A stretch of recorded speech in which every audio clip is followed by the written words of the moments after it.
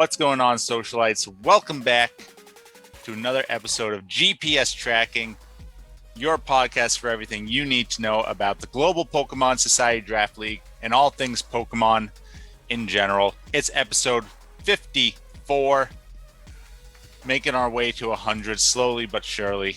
We'll get there. And we got, this is like a hashtag title, hashtag Undefeateds. It's your Commissioner Ryan.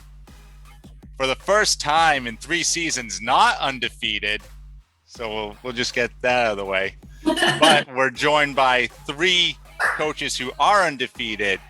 And this has never happened before in the society. We're 5 seasons in now. So there is a little bit of precedence that we can kind of go off of here. In week 4, we've never had more than 1 undefeated team remaining. Never mind 3 teams. So we didn't even stick with 2. We jumped right ahead to 3. Although I'll bring something up about that a little bit later because there's still a match to be played. But so we're joined by Danielle, head coach the Tokyo Togekiss. How's it going, Danielle? Good. Good to have you on. Andrew, head coach Paris Saint-Germain. How's it going, Andrew? Going pretty well. Good. And then Trevor from Couch Pilot Games, head coach the Oklahoma Thunderous. What's up, Trevor? Going good. I'm a little upset that Andrew's not actually French, but you know, I'll live. I was hoping that I was going to be on a podcast with a Frenchman, but you know. I mean, Andrew, do you have any French in you? Oh yeah. My family from France is pretty French. Oh yeah, see. So he's just Americanized, you know. Came over here. But Trevor, what I kind of alluded to was Danielle's 4-0, Andrew's 4-0. Technically, at the time of this recording, you are only 3-0. You have your match tonight, actually, against the mighty Psyduck. So, yeah. Do you want to give away what you expect to happen in that match? Obviously, a domination from. There you go. That's all you have to say. So you will stay. You won't make the title of this podcast obsolete by losing tonight before I post it tomorrow night. So good thing you can edit stuff on YouTube. Yeah. keep it going. I'll just block you out and mute everything that you say after that if you lose tonight. So yeah, instead of editing, let's fix this too. Yep. No. Yep, just logo right there, and it's just going to be really jumpy for certain parts. So whatever Pokemon he kills me, just put a GIF of it hitting me in the face. Yep. Yeah, maybe you can send me the video recording. We'll just have it playing on loop down there. God, please no. But no, I mean, I have no reason to believe that you won't be 4-0, so I'll say that much. Yeah, I should be. God damn it. Yeah, his team is very weak to Fairy and Ghost, and I have probably the best Fairy Ghost ever. Oh yeah.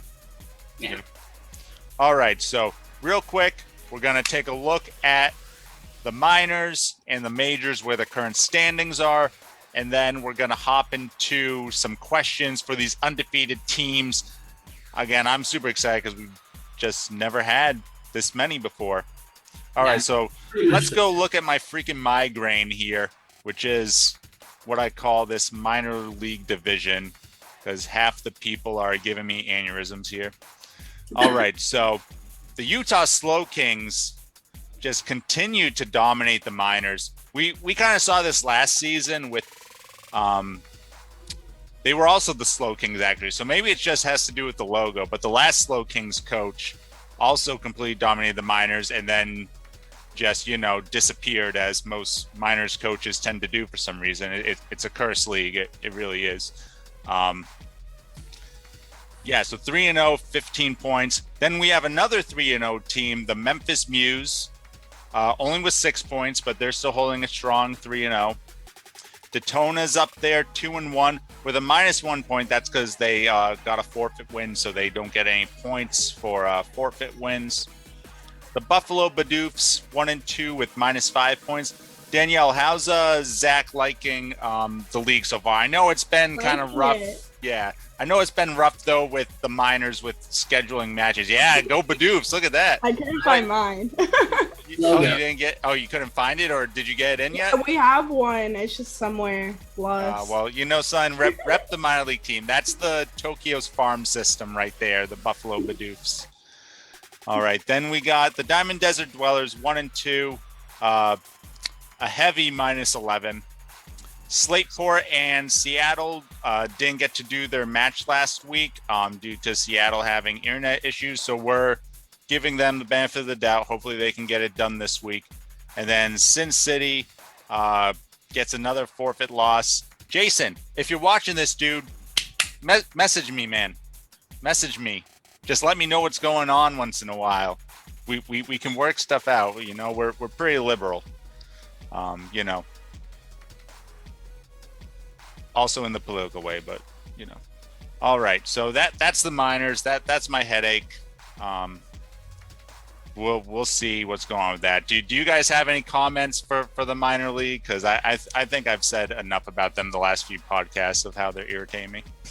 I mean, honestly, the Bidoofs logo is the best logo in this whole He thing. looks almost like a superhero, dude. It came out so it came out a lot cuter than what I was going for, and I love it.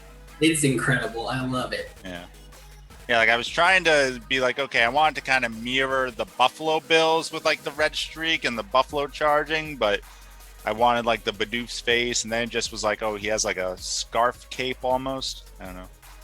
It's clean. It's definitely clean. Yeah, I like it. All right. That's enough of the minors. Let's go take a look at the majors now. So I color-coded these by division to help people kind of figure out where they kind of stand in the division races, because I know even though I tell people what division they're in, it's hard to keep track. All right, so number 1, currently we got Tokyo 4-0, 8 points. Coming up in second is the other 4-0 team, PSG, with 5 points. And then our remaining undefeated team, again, he's got his match later tonight, 3-0 with 8 points. Trevor in Oklahoma. Then nobody's even 3-1. We don't even have any one-loss teams here. It's just it's a mush of 2-2 teams this season. This season is wacky. I have no idea what's going on. But we got Denver, who off a clean sweep of LA is up there in 4th place with 6 points. Then we got a tie between Boston and Black City, each with +2 points. Vero being the perfect 500 with an even 0 points. Worcester edges out Charm City because they beat them up head-to-head. And Lavender Town are all there with -1 point. And then Pittsburgh brings up the rear of the 2-2 teams at -2 points. But especially, again, you saw the color coordination. This North Division here is interesting. Is all 2-2. Black City, though, both his wins are from his division opponents. So historically, if you win your games in your division, you typically win your division. So that's why he's leading them right now. So he's doing well there. What did you want to say, Trevor? Sorry. I was just saying the North Division is interesting. They're always close. Typically, the North and the East are really close divisions. So we got to kind of get coal up a little bit more here to keep the East kind of like all in it. But yeah, the North is a real competitive division, and the East historically has also been pretty competitive. But Andrew's running away with it this season. All right, then we got the Psyducks, who are currently 1-2. They'll be playing against Trevor, as we said. Dragapulse, 2 games now, 2 matches going to time for him. So he got a little slap on the wrist. He has a Pokemon being suspended for next week for continuing to go to time. Naughty. So he's 1-3, but with a +1 because those go to times. He didn't actually lose any points despite the losses. El Paso, 1-3 with -5, and Waco. Trevor, ever since he didn't bring in that Rapidash early against you, he's been slipping. Yeah. He had everything rolling until that moment in your game against him, and since then he's never recovered. I think everybody has realized you just got to bring a bulky defensive Pokemon and you wall him. His whole team is physical attackers, so yeah, you just need a big physical wall and you wall him. that is true. Yeah, other than Sylveon, he doesn't really have like a special attacker, and and most physical attackers are generally like steel type or have some sort of steel attack, so that doesn't help either. And last, we got our lone winless team, the LA Kinglers. So that's our look at the majors. Very interesting season. That's all I want to say. I don't think anyone could have predicted the way this season's going based on precedent. So, all right. Interview time. Everyone's favorite moment. So we got a few questions which are going to be for all three of you undefeated teams. I'm going to, ask it, and we're going to go around, have each of you answer. And then I got one pointed question for each of you. It might be based on something you previously said in another podcast early in the season, or, maybe especially for like Andrew or Danielle, something that happened in a previous season that I think is kind of poignant for this season. And I got some of these questions also from other coaches, so I'm going to give them shout outs for the questions that they gave. All righty. So first question, and Danielle, I'm going to start off with you on this one. This is for everybody, so you can all think about your answers. This one's from Juan, head coach of the Worcester Delibirds. And it's a pretty simple question. Did you think at this point in the season that you would be undefeated? For me, considering this time last season, I was 0-4. I didn't really expect to be like undefeated at this point, but I was hoping for a little more. Well, we can all hope. But no, very, very clutch, very clutch. All right, Andrew, how about you? What your prediction going into this season? Did you see you racking off the 4 first wins? No. No, I especially did not expect to go 4-0 after the 4th week.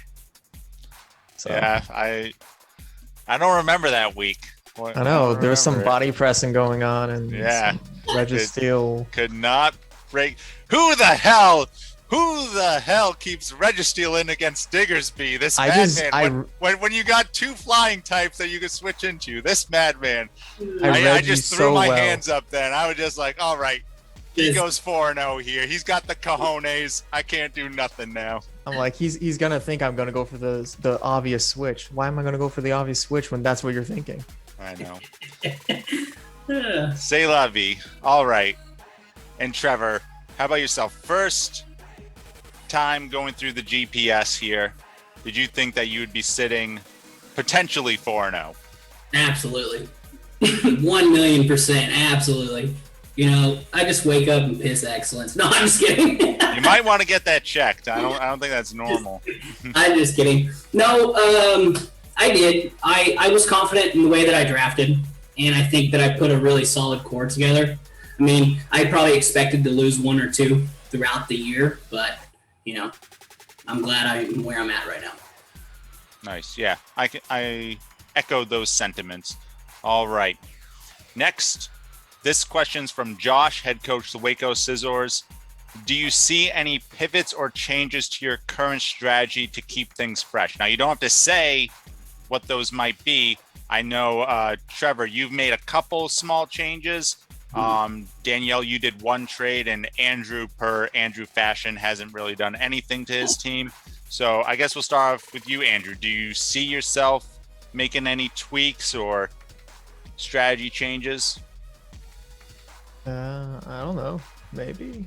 You gotta give the people something more than that. Yeah. Well, I don't know. I could. Maybe I will. Maybe I'll just wait until people drop good stuff. I feel like people have been dropping good stuff. I'm surprised at what some people are dropping. There is maybe one Pokemon that someone dropped that I'm kind of tempted to get. Yeah. I think someone's adding and dropping things to spite me, but I won't go over that. All right. So, Trevor, how about you? Any tweaks in your strategy going forward, or are you, like you said, you have a solid core? Are you kind of happy with how your team's constructed right now? I have dropped some of the Pokemon that are weak to dark on my team, like obviously in the C tier. I wanted to solidify more of a defensive core in that area, and I even picked up somebody that I'm going to use tonight. So they weren't even on the board, and I was actually surprised about it. So I ended up getting Magneton, and Magneton with Eviolite and Analytic hits like a truck, and he has the most immunities in the entire game. So it's good for switch-ins, and hopefully he is my pure pivot tonight with the powerhouse team that I go against. Very nice, very nice. So a little tidbit strategy there. So we'll have to look back at the match tomorrow and see if it paid off. All right, Danielle, how about yourself? You've made one move so far this season, a trade with Vero Beach. Do you see any other tweaks, or are you pretty happy with how your team's constructed right now? Pretty happy with it right now. Maybe like one of my C tiers or something, but maybe a B tier trade, but nothing really that I'm thinking about. My dog. I'm ripping my whole team apart again. I don't know. I'm doing everything. I'm like 2-2. I haven't lost this many games in forever. I'm ripping everything apart. So that's my question. Yeah, that's just bad. Well, I lost to two teams that haven't lost yet, so I guess I can't complain too much. Dogs, stop it. All right. Next question. This one comes from Caitlin, head coach of the Denver Nine Tails. This might for you, Trevor. You might. Sorry, my dogs are wrestling. You might echo back more to your previous draft league experience on this one. But the question is, what have you done differently this season compared to previous seasons? And how much do you contribute to luck, aka matchup wise, versus like the planning and the skill part? So Trevor, I'm going to let you start with this one.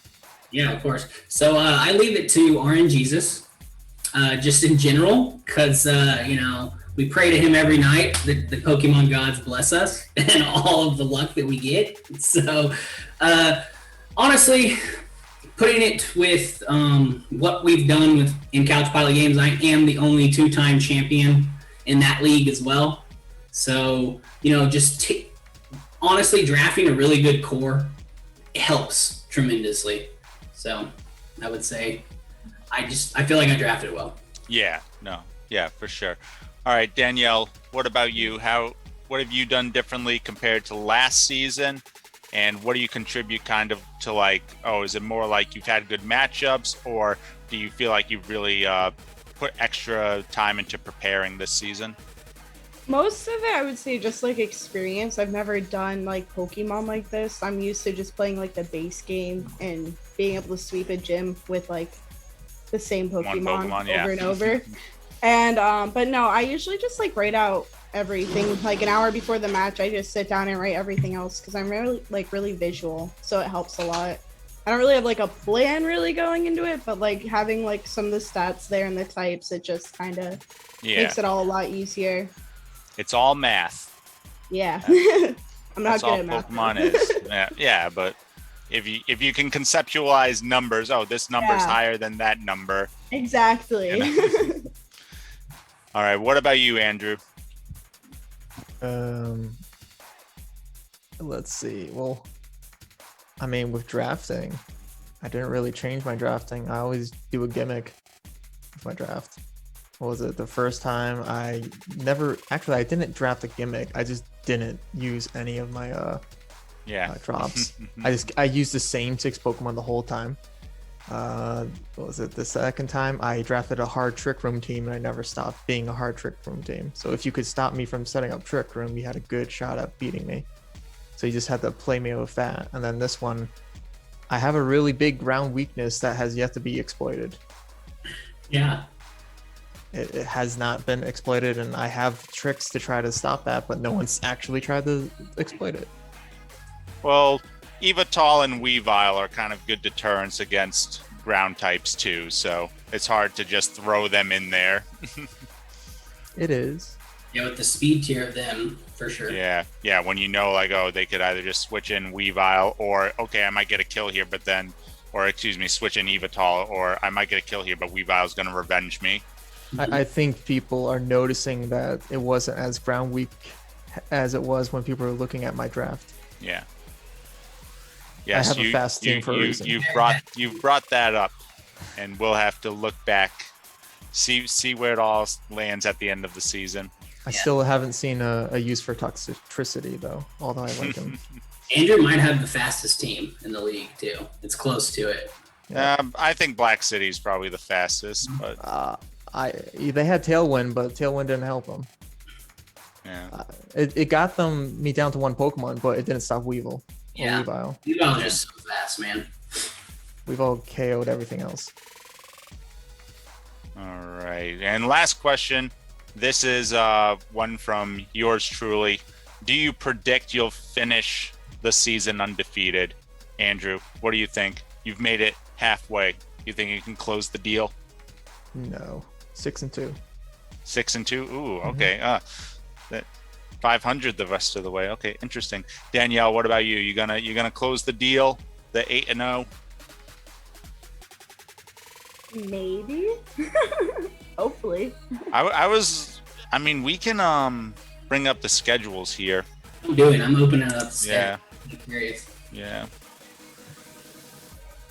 Let's do that. Let's bring up our schedules. All right. So let's go to Paris. So they got LA. That's a win. They got Waco. Come on. You don't think? I mean, I think Josh is a good coach, but he has been struggling this season. Then you got El Paso. I think that's a win. And then you got the Gangars, who, okay, I could see that. Like they're turning their team around. You know, they've made some good moves. So you really think you'll go 2-2 here? Yeah, you can't. There's always random chance. You could have some clutch misses on your part that make you lose. You could have some crits happen to you. There could be all that random stuff. I felt that you could have a ancient power omni boost that, you know, Bang bang. just ruins your whole day. All right. So Danielle, you got Cole this season. He's been struggling. Then you got Vero, Charm City, who's been kind of like up and down. And then you got Denver to close it out, who has turned around recently, but not exactly, dominating this season. So what do you think? Can you close it out, the 8-0? I mean, right now, I don't even care if I'm 8-0. I just want to beat my dad because he's pretty hell-bent that he's going to beat me next week. And I don't know. I really don't know if he's going to pull that one off. All right. Well, I think we're all rooting for you. All right. In Tokyo before I even joined this league. That's right. Tokyo was the Cinderella story in last season's playoffs, so she's building off of it now. All right. So, assuming the Psyducks, sink into the ice or the lake or whatever you want to call it, you got Worcester, Pittsburgh, Lavender Town, and then El Paso to close it out. What do you think, Trevor? You completing the sweep? With what I have remaining, being Mewtwo, Weather Team, and then 2 of the bottoms, I could potentially see myself doing it. So, Trevor's the only one who comes in here with unbiased confidence. I can do it, and that's what I like to see. All right. Now, the one I will lose will be to El Paso. He's going to be 0-7, and I'm going to be 7-0, and I'm going to lose. Calling it now. He's already got one win. Don't throw him like that. Oh, I'm sorry. All right. So that's everybody's roundtable questions. So now I got one question for each of you. So Danielle, I'm going to start with you for the Tokyo Togekiss. Earlier in the season, you talked about how you wanted to trade Excadrill, your S-tier Pokemon. And then this previous week, he goes nuts, gets 5 KOs before Life Orb recoil, says, okay, buddy, take a seat. You've done enough. What's your reaction to that? And does it make you rethink the strategy of where your team wanted to go? Just in general, I've never done like a grass type team, like ever. I never picked a grass starter. I never messed around with it. And having already been like 4 or 3-0 at least, I was like, okay, if I'm gonna try it out now, I'd rather like do it when I haven't lost a game yet, but I'm not going to trade Excadrill. Pretty happy that I kept him, but I knew he could pull through. I was just seeing if like I could do something different with like the grass type, have more grass to kind of hit harder, but not upset. Yeah, you trading for Sandaconda. Yeah. That was where it's at. Yeah. That extra Sand Rush though. Get that super speed. I know. I sat there and it completely like slipped my mind. It was just like all of a sudden I was like, I have Mold Breaker on like middle of the game. I was like, well, it's working. But you were still outspeeding everything, surprisingly. I was like, oh, okay. I didn't realize at first. And then like I was just kind of looking through. I was like, oh my god, I didn't even switch out like my Excadrill for one without Mold Breaker. Yeah, because with this double speed, you could easily make bulky. Like almost a full HP and just dominate. Yeah. Because Extra is a little squishy, but you make him less squishy. Big HP stat. He's scary. Yeah. Very scary. Yeah. Big HP stat and solid defensive typing. Yep. All right, Andrew. This one's for PSG. Paris Magique. One of your trademarks, and you kind of brought this up, has always been using the minimum number of different Pokemon throughout the season. So far, you've only used 7 different Pokemon this season, and you haven't made any transactions. Do you think this trend will continue, or do you have a strategy behind this? I think it's more fun to try to take what you drafted and make it work. And sometimes it's trash, but when it's trash, that means you just need to think of very different methods of using the Pokemon. Like See, putting a Rocky helmet I have on a ADHD. Pokemon. I'm like, I want to play with something new every week. So I'm like, It's like I go and I'm like, oh, maybe I should go and get this Pokemon, but I'm like, well, I really like this Pokemon on my team though. It's really cool, but it's not doing anything. Like Toxtricity is doing nothing on my team. I should probably drop him or trade him, but he's pretty cool and he has Boom Burst, and it does a lot of damage. It does do a lot of damage. Punk Rock Boom Burst. Mm-hmm. All right.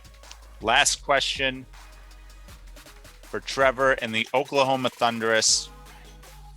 I don't want to get ahead of ourselves and say you'll go undefeated, but if you do, and perhaps even hoist that Season 5 trophy at the end of the season, would you pull a Montreal?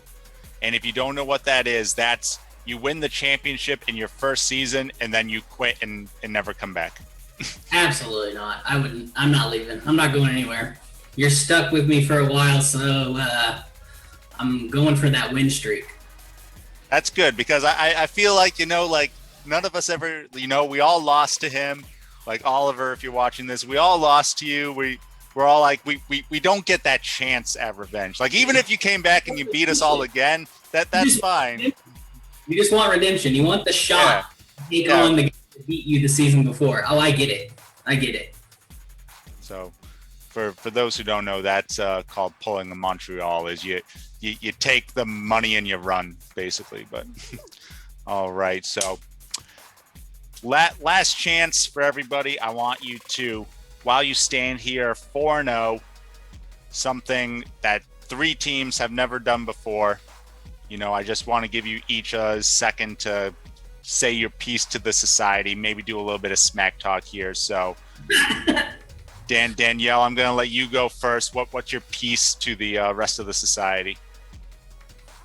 I was just rewatching like the tier ranking video a couple days ago, kind of impressed. Hey, I gave you some respect on that. You all did. right? The whole time I was like, Ryan, stop I gave you me. some respect there.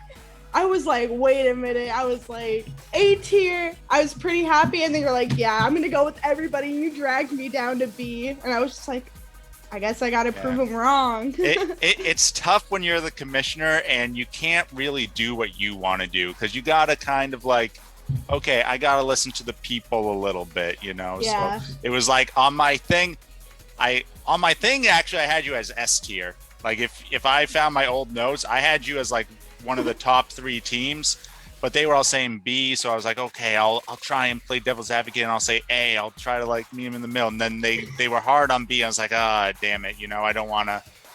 So I was fighting for you, Danielle. I was fighting for you. I know. So, prove those suckers wrong. Danielle's going to join us on the next one. Danielle joins us on the next one, and she gets her A. There you go. There you Maybe go. I I might will. need all 3 of the undefeateds. None of you guys play each other. We could have 3 8-0s. That would be sick. That could happen. That'd be awesome. All right, Andrew. This is your moment. Look the people in the eye and tell them what's good. Well, I was saying after the draft that I should have been rated S for Surge, and I'm just gonna say I should have been rated S for Surge. S for Surge. Yeah, I should have been S tier. You know, well, you definitely surged up the rankings. I'll say that much. We thought you were gonna blow a fuse, but you really lit a spark. So, all right, enough electric puns. All right, Trevor, you've been the energy all night. I need you to close this out. All right. The smack talk. I was looking for a song on Spotify, but I couldn't find it. I was gonna play "Here Comes the Boom" because Rillaboom's coming for that ass, boy. You know what I'm saying? Coming, that #1 pick, the priority king himself, the drum beating. He's ready. He's ready. You know. I'm going 8-0. I'm feeling it now. You pumped me up. I'm too pumped now. I can't lose tonight. If I lose, I'm devastated. Oof. If you lose, we're gonna have to. Danielle, Andrew, you guys free tomorrow night? We're gonna have to reshoot this. I hope you know. I will be streaming tonight as well. I stream all my matches live because I like doing it that way. I like to just test my own self knowledge-wise. I don't calc. I don't do anything. I just play and interact with people in stream. It's fun. So. Nice. So, for those of you, if you did watch Trevor's stream last night, because this will be going up after, definitely comment down below. Let us know. Congrats to all the teams who are currently undefeated, and good luck to the freaking mosh pit that is the 2-2 teams as we slug it all out these last 4 weeks. And as always, stay classy, society. Hey, Socialites. Ryan, your commissioner here, and we got a mess of transactions to go over this week, so sorry that this board is kind of all cluttered up, but I figured this was the best way to try to show off what everybody added. And we're going to go in alphabetical order because the first 4 teams in alphabetical order did the most stuff. So let's take a look here. We're going to start off with the Black City Zekroms.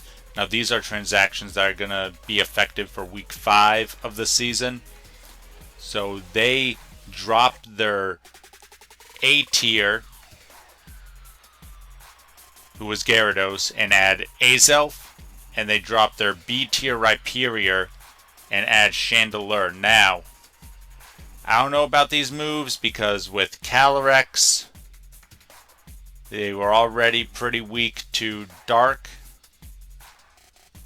and this just makes them even weaker to that, so it is a little worrisome from that perspective that some of their strongest Pokemon are all weak to the same type. And while I think Azelf is a good glass cannon which fits, you know, Black City's MO, I've never really been a fan of Chandelure. It's just at a very awkward speed stat.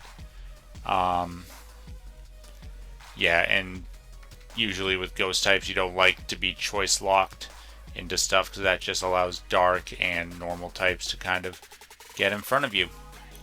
Alright, moving on to your reign champs, the Boston Braviaries, really struggling this week with this season with the Apex Legends theme. So a lot of moves this week, and I can tell you as the coach there will be more in the future. But they traded Diggersby aka Gibraltar, and Polyrath, aka Forge, to Charm City in exchange for Drapion, the new Caustic, and Machamp, the new Forge. They traded away Weezing, aka Caustic, to Worcester for the new Rampart, Stakataka, and they traded away Valkyrie, the Articuno, for Watson, the Vikavolt, to LA Kinglers, and then they dropped Octane, the Ninjask, and picked up a new Gibraltar because of the dome shell thing, Lapras. So a lot of moves here. See how many of them can work out in their battle this week against Denver, a big rivalry match. Alright, next we got the Charm City Charizards. They got Diggersby and Polyrath that we said in a trade for Boston, dropping Drapion and Machamp respectively. And they also dropped Alolan Marowak to pick up Xurkitree. I really like Xurkitree. I was looking at it for a while. You throw like a Choice Scarf on to help with its speed, and if your opponent doesn't have any ground, then you're just clicking super high powerful electric attacks, or even if they have ground, you can just lock yourself into Energy Ball and really just get rolling from there. And then they also dropped their A tier Galarian Slowbro for Alolan Ninetales, so this is going to give them a weather, that they can use to combat other weathers. You get Aurora Veil, you get Freeze Dry, you get Moonblast. Ice Fairy isn't the worst typing, it's pretty good offensively, of course, so I like that pickup as well. Alolan Ninetales also had a pretty good speed stat, breaking that base 100. Going on to the Driftvale City Dragapults, they made a couple free agent moves. They dropped their A tier, who I can't remember who it was off the top of my head, but they also dropped a B tier Milotic for Necrozma, and they dropped their A tier to pick up Conkeldurr. So they get a very bulky Punchy Boy, and then they get a pretty bulky, mixed attacker with Necrozma. So we'll have to see. Dragapults have been kind of struggling this season, find themselves at 1-3. We'll have to see what they can do from here. Alright, Denver had no moves. El Paso had no moves so far. LA picks up Articuno in the trade with Boston. LA's the lone team that hasn't gotten a win yet this season, so we'll have to see if they do any other moves throughout the season trying to get that first victory. Lavender Town, Psyducks, Oklahoma, none of them do any moves. Same thing with PSG, no moves. Pittsburgh, though, makes a couple big moves in free agency after losing their second game of the season. They drop Seismitoad, who I'm a really big fan of Seismitoad, but they pick up Torkoal because they haven't been happy with Groudon as their primary sun setter. They want a secondary setter as well, and they want to upgrade over Ninetales, so they end up dropping Ninetales as well and picking up Alcremie to get a fairy type on the team. Tokyo, Vero, and Waco haven't made any moves so far this week, and then Worcester got Galarian Weezing in that trade with Boston, sending away Stakataka, so they get rid of one of their heavy ground weaknesses. They already have Gigalith, who is kind of like a lower level Stakataka, as far as like a bulky rock type, and they pick up a fairy type, which they were lacking, and this gives them a lot of other defensive utility as well. So let me know down in the comments what you think of all these moves. Do you think Boston can turn it around with all these moves? Charm City made a lot of moves. Do you think the Dragapults can catch back up and get into the playoff picture? Do you think Torkoal will be the missing piece that Pittsburgh needs to get the sun really rolling? Do you think Black City's gone a little too far into this dark type weakness? I'll be interested to see what El Paso does against them this week. El Paso has several Pokemon who can all learn Sucker Punch, so that could be interesting. Thanks for watching, everybody. This is the end of the podcast. As always, stay classy, society.